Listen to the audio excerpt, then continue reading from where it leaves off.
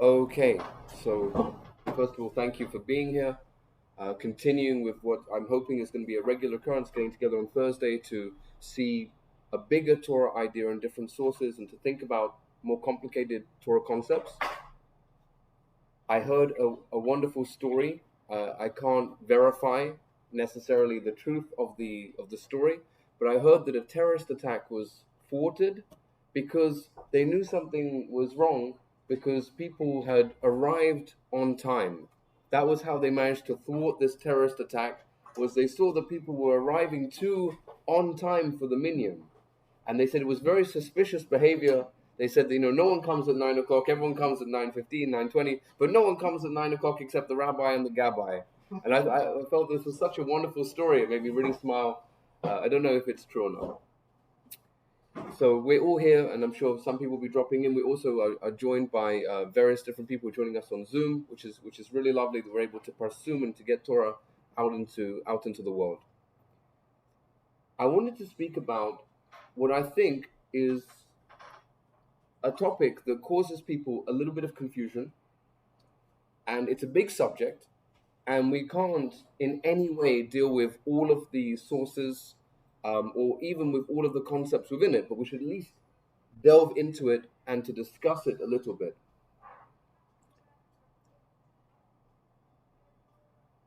Doing the right thing and performing the actions in the Torah is not enough. We know this. One of the things that we have to have is we have to have the right intentions. It's very difficult in general to legislate what are the correct intentions. If you know anything about Torah, then you know that as soon as you begin discussing what is kavanah, what is the correct mindset to have, you end up in a massive split between rationalistic schools of thought and mystical schools of thought. In the mystical schools of thought, I was very blessed to be a member of the Leshem Yeshiva and see some of the kavanot of mitzvot. You end up with often quite long, lengthy articles, essays, pieces of Torah about each mitzvah and what the correct kavanah should be, and how you draw the light from this kli to that kli, and so on and so forth. And in the halakhic responsa, really it's more about having the intention to fulfill the mitzvah, and when in doubt, Yetziat Mitzrayim, going out of Egypt. That's a general cloud. It's brought several times in Mishnah Berurah itself, that when we don't know exactly what the kavanah of a mitzvah is, Yetziat Mitzrayim can take us out of Egypt. That's why we're doing this, as a remembrance of going out of Egypt, a general prescription. But let's take a look at some of the sources, not necessarily immediately within the Kabbalah, but we will get there, and try to have a bit of a think around the subject of kavanah, of intention in general. From about 28b to 31b in Talmud Brachot, we're introduced to a variety of sources discussing kavanah of prayer. Some of them are very interesting. We have things, for example, someone was riding on a donkey, the time of prayer came, did he have to come down off it? Many classical sugyas that the people who've been through Brachot, I'm sure they know, and things that they've thought about. We learn out from there about what about if someone's on a journey, if they're traveling, do they have to come and find a place to stand still? All these kinds of ideas are immediately there. Also contained on page Lamed of Brachot is the following. A blind person or somebody who cannot tell what direction they're in, they should direct their heart towards their Father in heaven, thinking about Hashem. That's what they should do. When they're davening, that's what they should do. Again, they should do what? Before? If they don't know where they are, they should think about the fact that they're praying to Hashem. If they're outside the land of Eretz Yisrael, they should turn their direction to face the land of Israel. Our synagogue upstairs, of course, points towards Jerusalem. In fact, I'm not familiar with any synagogues that don't point towards Jerusalem. All over the world, it seems to be a standard case. If one is in Eretz Yisrael, then one should point their heart towards Jerusalem.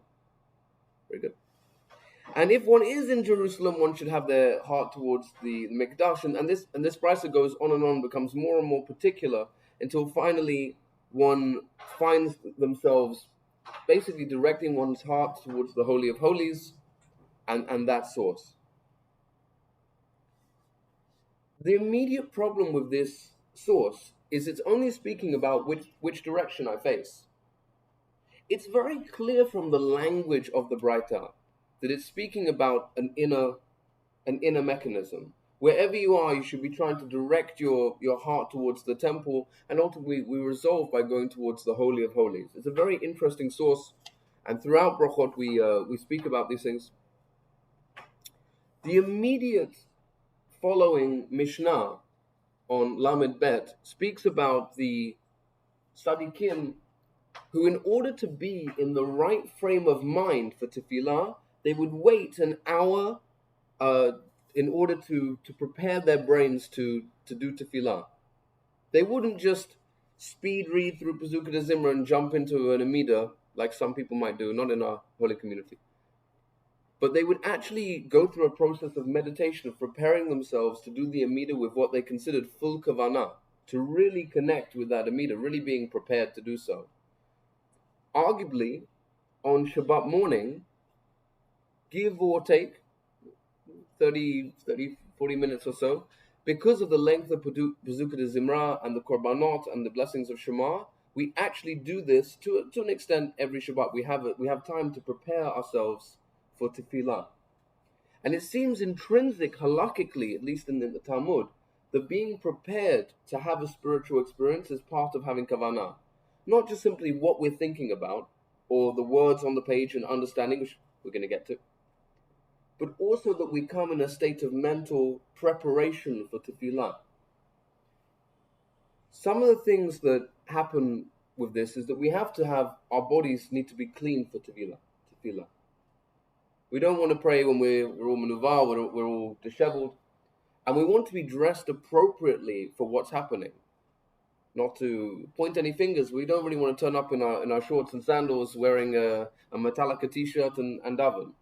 And the reason is not because any of those things are necessary, specifically the issue, but because we're coming to pray in front of our King.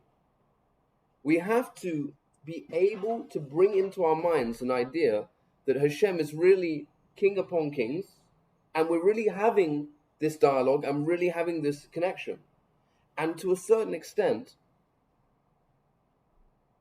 the more we're able to focus on that experience and prepare for that experience and be concentrated on that experience, the better the experience is for us and the more we feel we've achieved.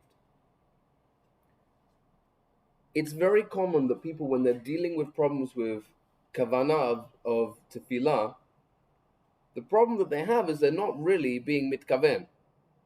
It's a thing that people come to say, Rabbi, I find it very hard to concentrate in the prayers. So yeah, it's probably because you're not concentrating. It's a difficult thing to say to people because it's very painful. But just like in the same way that one can train oneself to swim many laps in a swimming pool, or one can train oneself to lift more weights in the gym, or one can train oneself to remember long pieces of music, or so on and so forth, one can actually begin to train the mind to prepare itself to do the Amidah. And that's something that we're doing all the time. We're praying 3 times a day, on Shabbat 4 times a day, on other days more. We're trying to prepare our minds to constantly be able to reach this state of what's called the Veikut, of being connected to Hashem. Sometimes the Talmud jumps out of the practical and jumps into a little bit more of the mystical. Even in the Talmud, you do get some very interesting mysticism. And one of my favorite parts of the Talmud, Lulav HaGozel, which is the third parak in Sukkot, begins to speak about what one should think about when one is shaking the lulav, sending away the 4 evil winds, drawing shefa, drawing bracha. These kinds of ideas are contained there. So even in the, I would say, beyond the idea that we have kavanot in more mystical sources, the Talmud itself contains various ideas which we can think of as mysticism, even if it doesn't look necessarily like Zoharic mysticism or later mysticism. The Talmud has various references to how we should feel at the time that we're performing mitzvot, or what we should be thinking about. Lulav HaGozel, by the way, is a very interesting sugya for a variety of other reasons as well.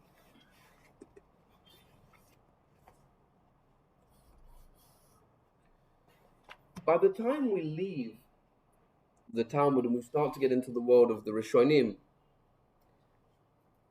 we find this incredible statement in the 4th chapter of the Laws of Prayer of the Rambam. I'll just read the first line. Kavanat Lev Ketzad. What do we mean by the meditations of the heart, the correct kavanah, the correct intention during prayer? Kol ha'tefillah she'eino b'kavanah eino tefillah.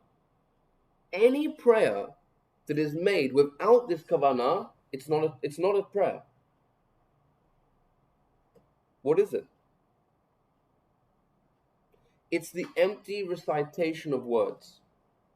You pick up the Siddur and you're trying to get to the end as fast as humanly possible. So that's what it is. That's all it is. If one did pray without this kavanah,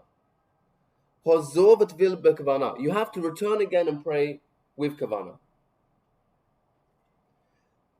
The Rambam is holding that if you're not in this correct intention state, it's possible that you're not yotzi your tefillah. Part of that, as we'll see in various other sources, is that we have to be able to understand that we're standing before Hashem and what the words actually mean. And for this reason, it's preferable that you understand what you're saying. And today, there are a variety of different siddurim which are really helpful for this. Many times there's the interlinear siddurs where you're able to read the Hebrew plus to get a translation if you find Hebrew difficult.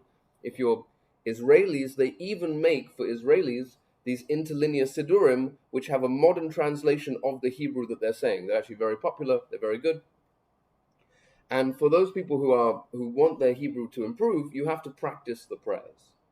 You have to know what you're saying and what they mean. We gave a lecture some time ago about a chapter of Derech Hashem, and it started to get very heated at the table. I don't know if anyone was there. It was a great lecture. And the reason it got very heated was because we were talking about angels and different kinds of spiritual beings.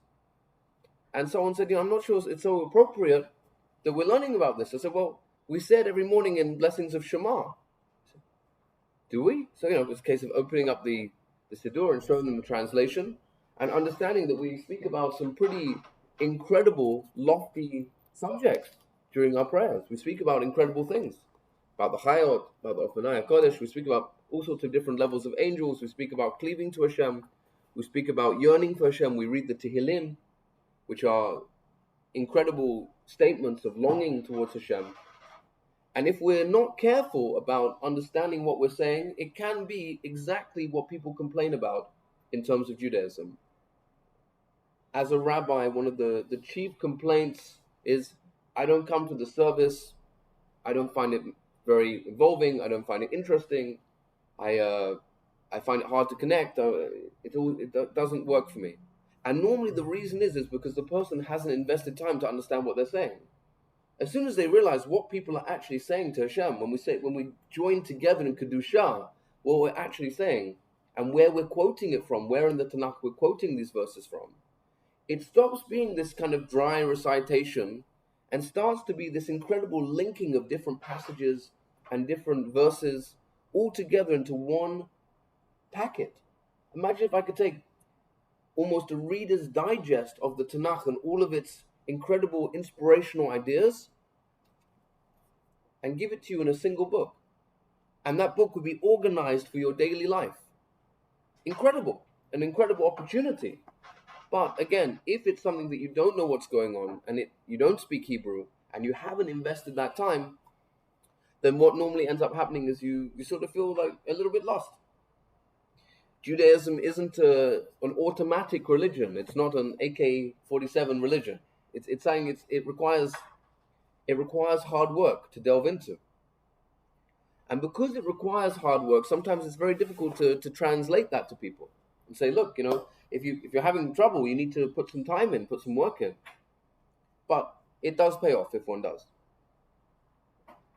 Just find this for you. I felt while we were speaking about kavanah, it would be interesting just to make a little side note that in the laws of shofar in the Rambam, he mentions several of the possible pasulim, shofars which would not be good to blow. And one of them, for example, is a stolen shofar, which on the outset, of course, we don't want to fulfill the mitzvah with a stolen shofar. But what if somebody did it? If they did it, yotzi yedei chavoto. You can actually fulfill the mitzvah of shofar with a stolen shofar if you didn't know it was stolen and if it already happened and so on and so forth. However, he says later in that same chapter, if the person blowing the shofar, if the person, that's true, if the person knows it's a stolen one, then for sure he can't use it. But further to that, if the person blowing the shofar does not have in mind to fulfill the mitzvah for everyone, and the people listening don't have in mind that he's fulfilling the mitzvah, it doesn't work with a perfectly good shofar. If anyone can see the power of intention there. Even when you have a situation where the item isn't really perfect and it's really a b'diavad situation, the power of intention is the only thing which changes. If the person blowing the shofar believes it's a good shofar and everyone has in mind to fulfill their mitzvah, it works. If they know it's stolen or they don't care or they don't have it in mind, it doesn't. Again, the power of intention there is it's very clearly and readily seen.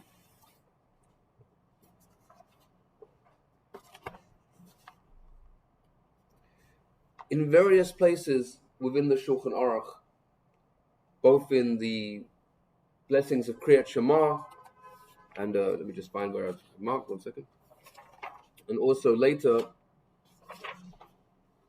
in the general blessings of Tefillah, he'll make the same understanding that it's really better if you hear what you're saying with your lips. So if you're sitting saying the Midah, you have to be able to hear what you're saying. But if you didn't hear what you're saying, your heart hears what you're saying. Your intention is able to discern what you're reading and what you're saying, even if your ears don't hear it. That being said, you have to, and he mentions this multiple times, you have to understand what you're saying. That's the critical point. Your heart can't understand it if your mind doesn't understand it. Hope that that's clear.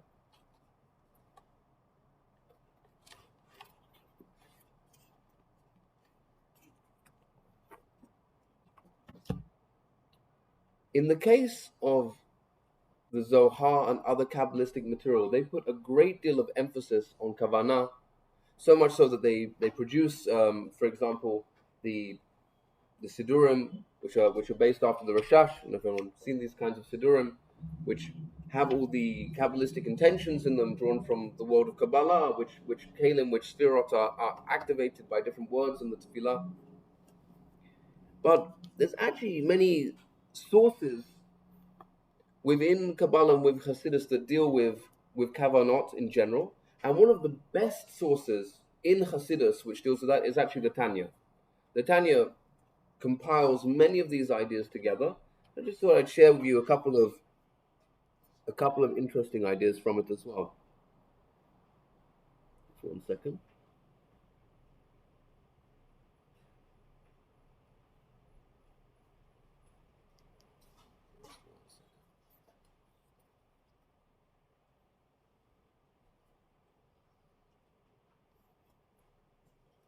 Speaks out the power of using the different anthropomorphic ideas within the Torah. Sometimes we're calling Hashem our Father, and to use the emotive idea of what it feels like as a child to call to one's father for help. Sometimes we're calling to him like a king, and we're asking him as somebody who's able to grant pardon, able to grant us what we want in our lives. Sometimes we're calling out to Hashem as a friend. Very often, David HaMelech uses this mashal quite regularly. And it turns out that these different metaphors of Hashem that we use end up being very powerful emotional intentions that we can use to connect to Hashem. We find that the book of Tehillim speaks about different instruments, different voices to call out to Hashem with. If anybody knows anything about music, I hope everybody knows a lot about music. Music's very important. That each of the instruments in the orchestra has a very unique special voice. And people who understand how to compose music for people, for different settings, for different movies, for different events, they understand how the different voices work together. And sometimes something very interesting can happen. If you take a piece of music that's designed for the violin and you play it on a different instrument, it's very interesting to hear how it works. And many times we go to see these things, we go to see these kinds of concertos. Each of the appellations to Hashem that we use, which is metaphorical, has, so to speak, a different voice that it generates within us. And it's only by having a very open dialogue with yourself and understanding who you are that you can be honest enough to call to Hashem as a child would call to his father or to his mother. It takes a certain degree of spiritual sensitivity to be able to do that and not to feel silly with what you're doing and not to let the Yetzer Hara make fun of what you're doing, but actually to allow yourself to be that vulnerable, to understand and to break through the barriers that we have in our mind about who is really in charge of the world. The Kodesh Baruch Hu is running the world. If we want to have success, he can grant it. If he wants our failure, it's certain. Do we have the capacity to override our lower selves and be able to connect in an emotive way to that experience? There's lots of discussion there.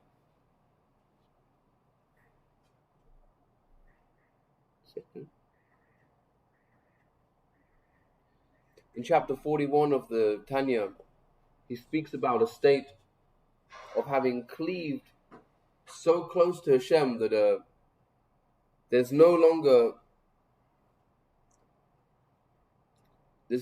really words to describe how awesome the experience is. That there's this fear of heaven. We feel enthroned in light. We feel close to him. We feel that we're really speaking to him really directly. We're feeling that we're really merging into him. A powerful devekut, a powerful joining of souls that's happening between the two of us.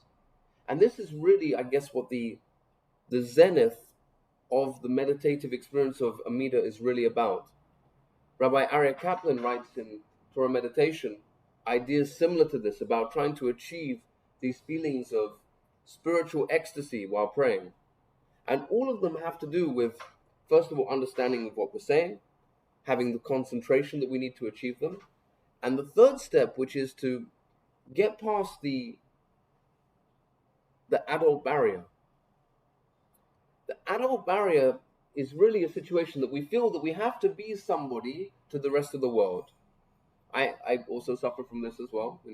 I'm not just Jonathan. I have to be Rabbi Goldschmidt, and sometimes I have to be dad, and sometimes I'm a brother, and sometimes I'm a son, and sometimes I'm a client, and sometimes, hopefully I'm not the accused. Hopefully I'm not the defendant. All these kinds of things. But we all have the capacity to be all of these things to society. When we're having the kavanah to speak to Hashem, we have to drop a lot of those titles and come to him just as ourselves.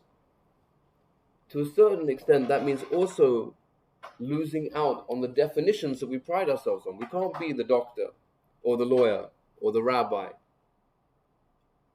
We have to go to Hashem as something else. We have to go to Hashem in our most vulnerable and most exposed condition. in order to be able to achieve that merging. In the symbolism of marriage, marriage is achieved by the removing of garments so that the souls can come together to produce life itself.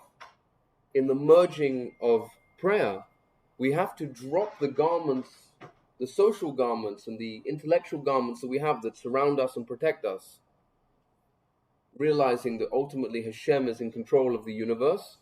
We're very frail, very weak, and coming to Him to still be able to connect, still be able to merge with Him.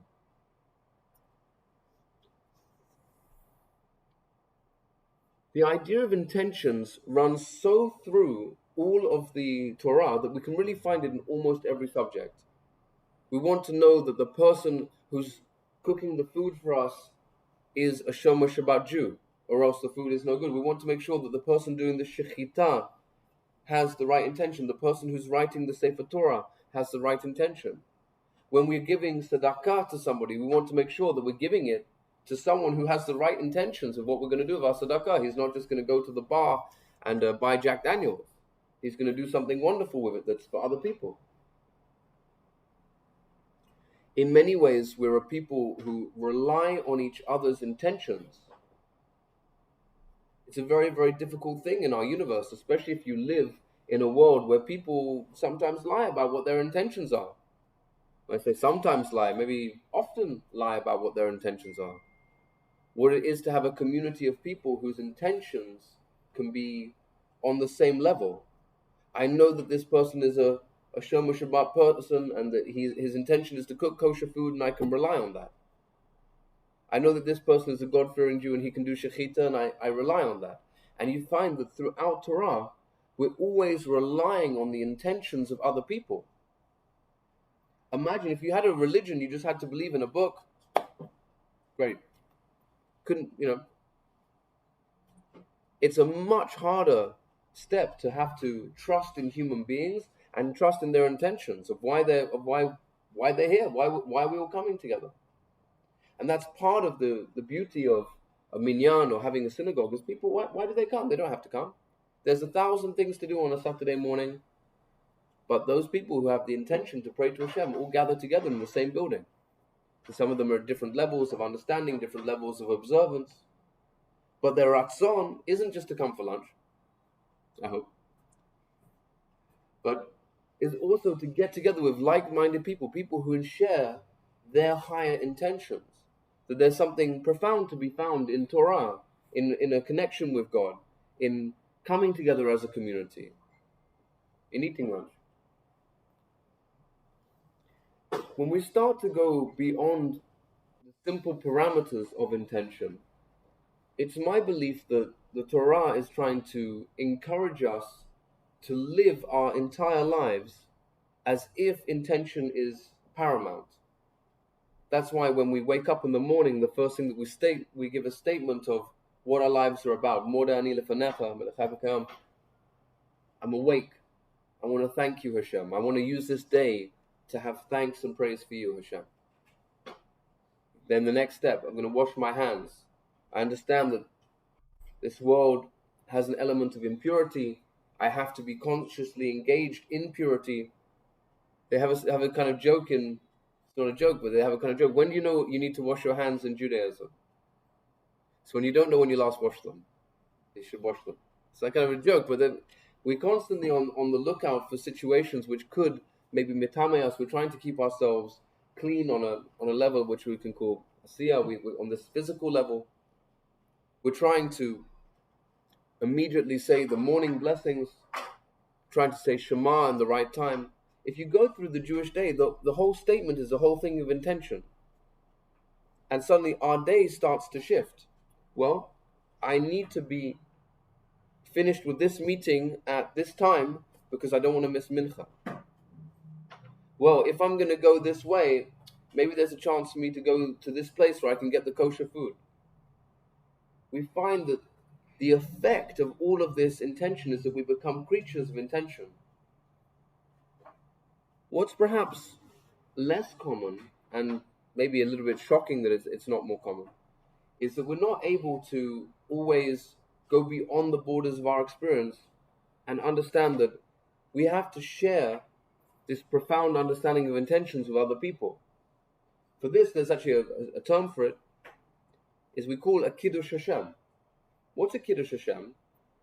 It's when other people are able to perceive that the intentions of the person are the correct intentions.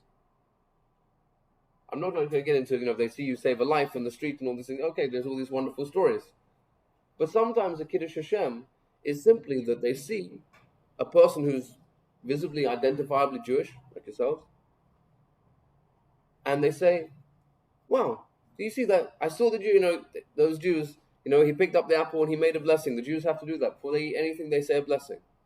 It ends up being a powerful Kiddush Hashem because the people who are commanded to do something are seen to be doing it.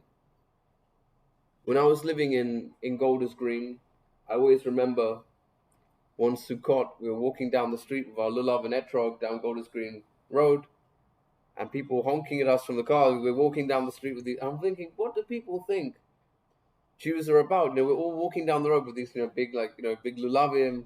We've got our esrogim under our, we're walking to synagogue, and just think there's a whole hundreds of people walking around on the streets carrying these lulavim.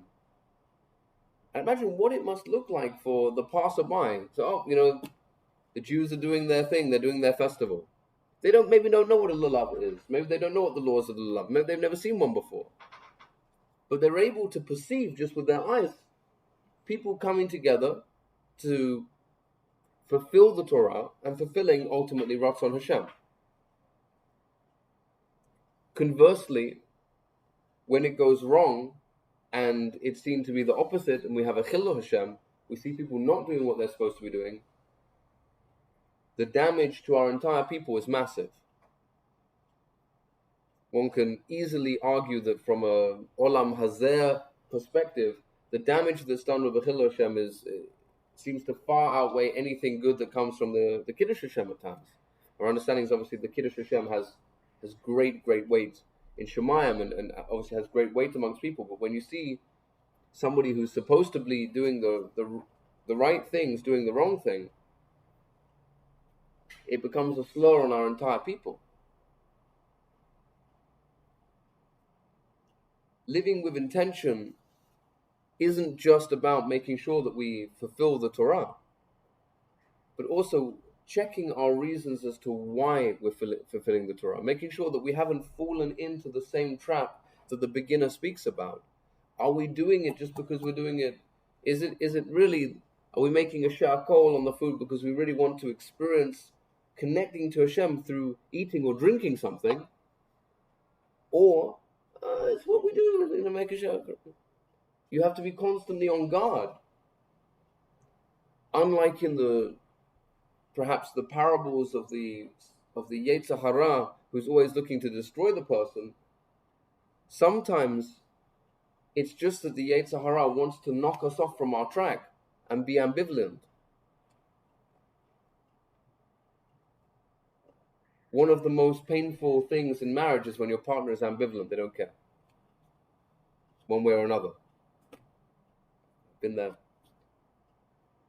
It's worse than having an argument. At least in an argument, you feel like the person heard you, you heard their side, you heard your side, you had a good shout about it. Normally, you can resolve that. But when it's like you do what you want, that really cuts. We don't want that to be our relationship with Hashem. And the only way to get through that barrier is to constantly renew, to constantly go forth. And that's why it's so important that we have a daily study routine. If we look at it as, I have to study every day, that's how it feels. Okay, well, I have to make my wife a cup of coffee every day.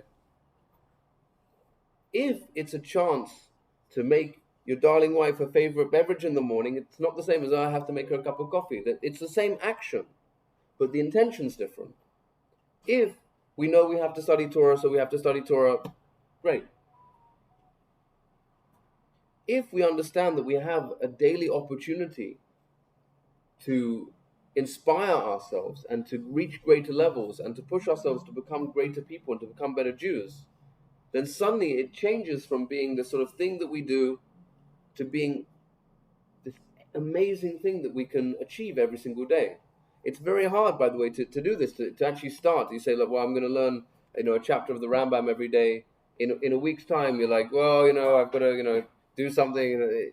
It's very hard to hold on to these levels, and the more you add, the more it can topple. But ultimately, if you begin studying a chapter of something a day, and then you add another chapter of something a day, you find that your whole day becomes infused with inspiration, and suddenly your conversations start to change. I saw a wonderful posuk today in Tehillim while I was studying, saying really interesting. I saw a midrash. It really made me think. And the conversations that we start to have stop being about which basketball team did something, or who killed who on which Netflix program or something like that, but start to be about our own personal discoveries of our own inspiration. Many times my wife will come to me and say, I was listening to an interesting shir, I had an amazing idea. And from you, also, whenever I'm speaking to the congregation, they come up, half my Devar Torah comes from speaking to people. They come and say, Rabbi, I saw something great in the Parsha. I'm like, I'll use that. Thank you. That's good. Then we start to become people whose intentions are to become deeper people. We become people whose intentions are to become more learned, more scholarly people. Intention, having the right kavanah, ends up being neither a purely halakhic statement, and it's also not purely an intellectual, Kabbalistic, spiritualistic statement. I would argue that intention is the whole purpose of what we're doing here. When we gather together at the end of somebody's life and we're standing at the keva, and as you know, I do this quite a bit. When people eulogize somebody, they speak about whether or not the person reached their intentions or not. It's very rare that we speak about how much money somebody made, or what their favorite flavor ice cream was, or what they like to do on holiday or anything like that. It's very rare. What is common is we speak about what they achieved. You know that they always wanted to build a charity, and they went out and they built a charity. They always wanted to learn all of Talmud. They did this. They always wanted to travel on a motorbike through all these different places, and we're always hearing about intention and fulfillment. Ultimately, we come to that special place when we're able to eulogize a person, say they were an incredible father to me, brother, sister, mother, uncle. Their intention to be a wonderful person was experienced by me. That's what I hear a lot. And that's, I think, where we have to realize that ultimately the transcendence of intention is to come out of just about fulfilling the law or fulfilling our own desires of what we want to achieve. And understand that our highest ratzon, our highest intention is wanting to be perceived by other people for who we are. To tie it back in with what I'm saying, the way to practice this is really through tefillah, through prayer. When we're doing prayer, we're practicing being our ultimate person with none of the disguises, none of the camouflage, none of the shields and armor that we've very successfully developed, hopefully, in order to survive this world. The question ends up being, with the people that we share our lives with, who we're intimate with, our family and our friends, do they see the corporate CEO, or do they have a different reflection of you? Do they have the reflection of the nice, sweet person? Do they have a reflection of the rabbi, or do they have a reflection of Yonatan? That's really the question that comes up and again. And not just, he was my father, he was my mother, but I love my father, I love my mother. They were wonderful people, they were great people, they were good people. Again, the power to go beyond the vehicle of intention and give over something of the self is really a very powerful thing.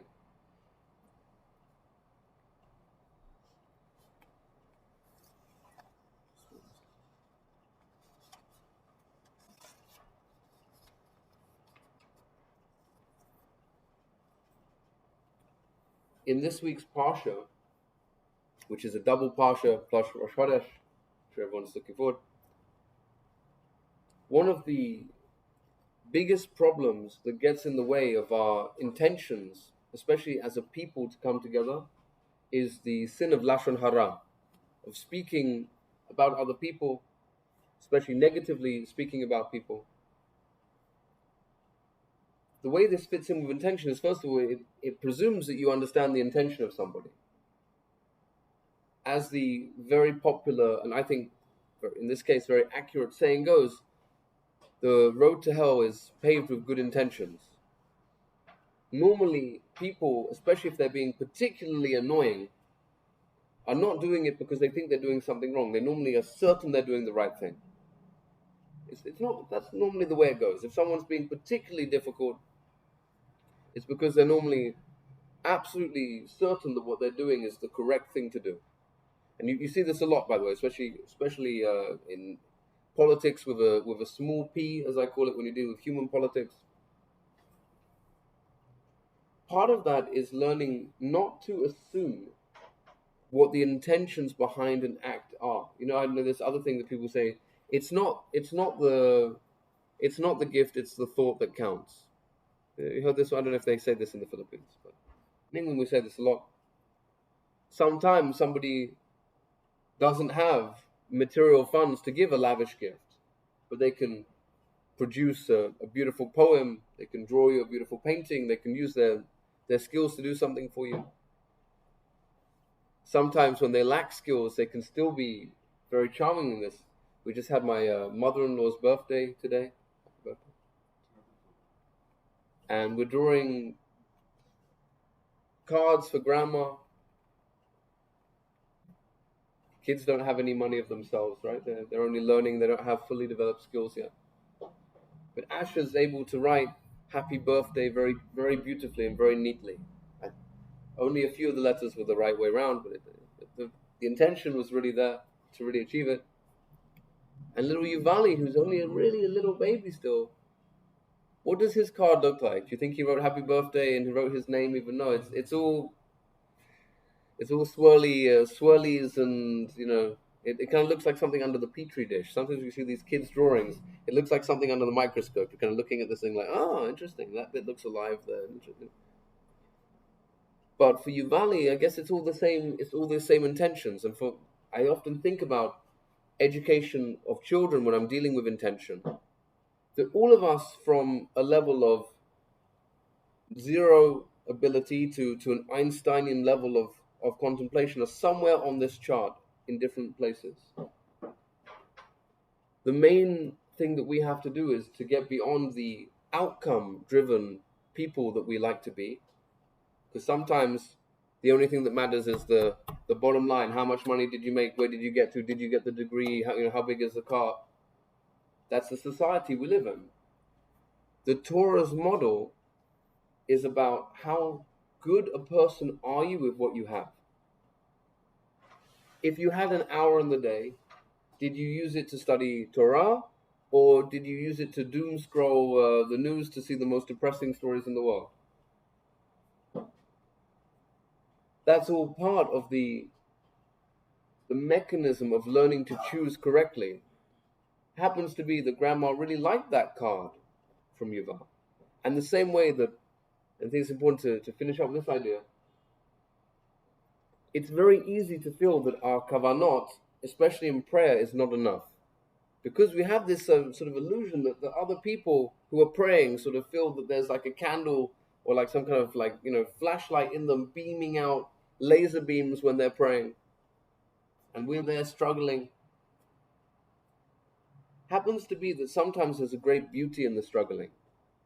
Anybody who knows the gym knows that sometimes it's a very difficult workout that you feel great from having given. If it didn't feel like that, you probably didn't do anything at the gym. You were probably, waiting, sitting, waiting or something. You weren't actually going.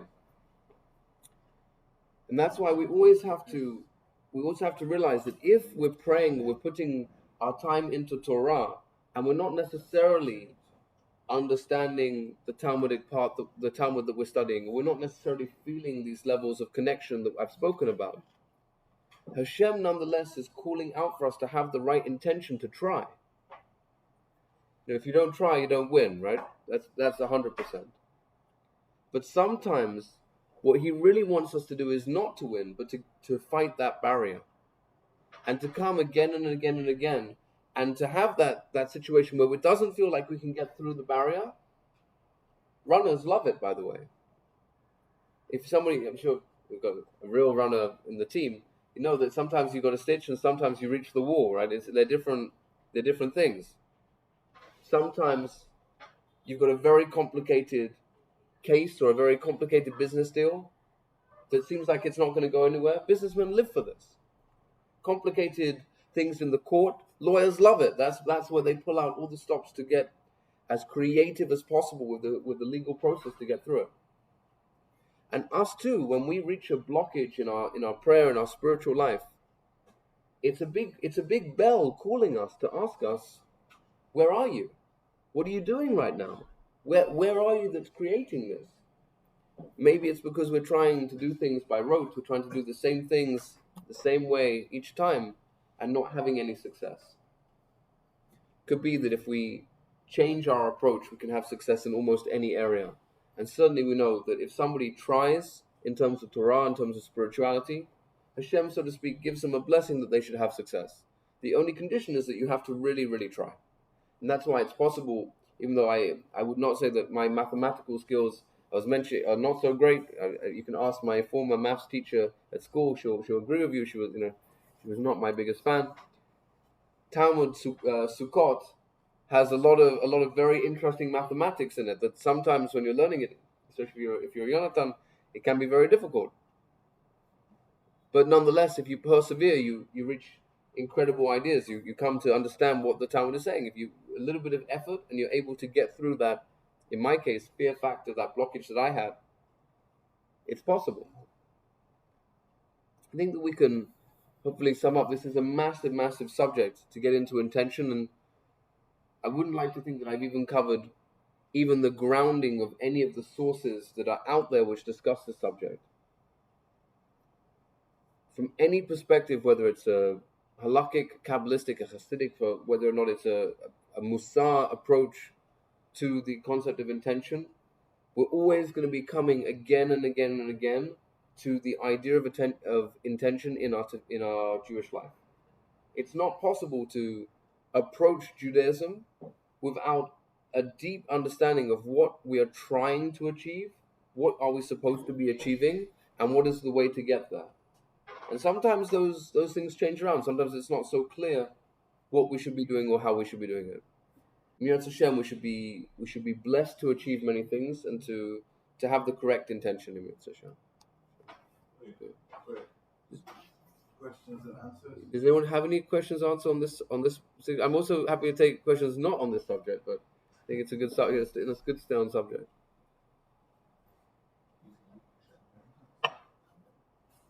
No. If anyone has any, Either the speaker was too good, or the people who are listening, mixture of both. Sometimes it's a mixture of both.